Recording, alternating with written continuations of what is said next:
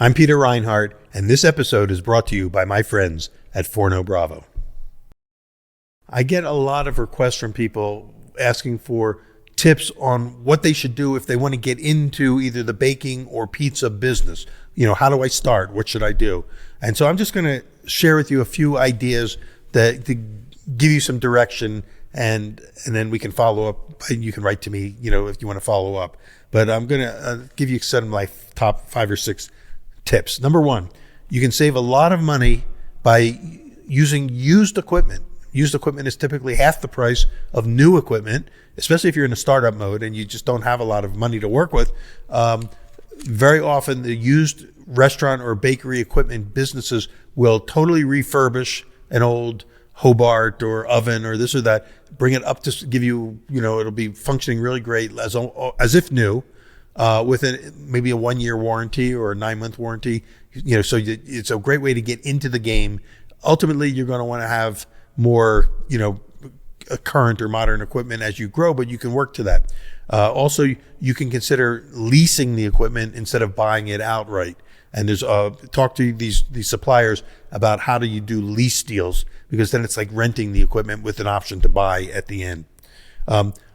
Highly advise you to attend either Pizza Expo or any baking expos, depending on what business you want to get into. Go to the big events. There are many of them. The Pizza Expos every year in the spring in Las Vegas. There's other smaller events like it. The baking industry has big events, but go to these events because there you will get to see many people in the same business. You'll find your kindred spirits. You'll find great equipment suppliers, ingredient suppliers, and you can, get the lay of the land. So I say go to the trade shows. Join the Bread Bakers Guild of America, whether you're a pizza maker or a bread maker.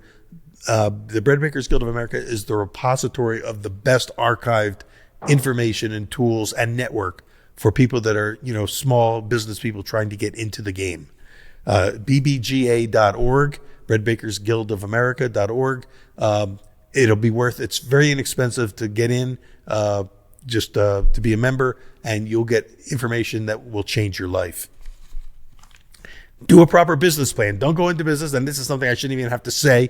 Don't go into this business without doing a real business plan. There are templates if you don't know how to do it, but write a business plan because it will give you the blueprint for how to proceed and what you need to do, including the financial side. If you're not that experienced as a baker or haven't done this before, find somebody who you can connect with who owns an operation that's doing something really good and ask them if you could do a stage. It's STAGE, a stage, which is kind of like a short, unofficial internship at their operation, maybe for a weekend. See if can I come in and work with your bakers for a few days. Some will say no, some will say yes. But very often they'll say, sure, come on in, and then you'll learn, how they do it and see inside the ins and outs of how they operate their business. You may see some good things. You may see some things that you go, I'm not going to do that. But most importantly is you want to get your hands into the dough or, get yourself, into the operation itself to see what it's like. Network, of course. Again, these are things that you probably already know. Build a network and connect with all these various subgroups. There are podcasts. There's a clubhouse groups in every category of business. There's a great pizza clubhouse network. Again, write to me if you need contact information for any of these things. Peter@pizzaquest.com.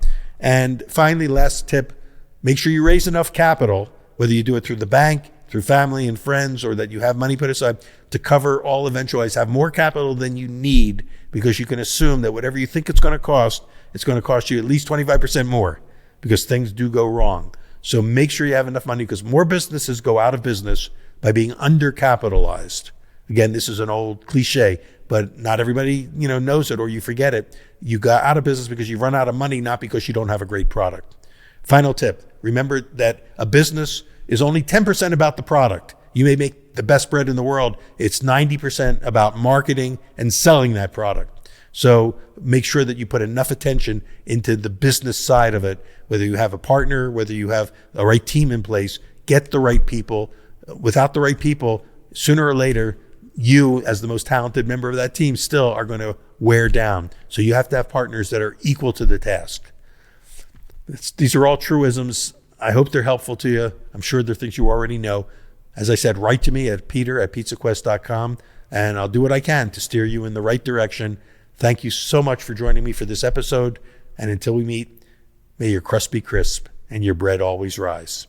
Thanks. Hey folks, I'm Peter Reinhart. This is my latest book, Pizza Quest. Check it out at your favorite bookseller, and until then, may your pizzas all be perfect.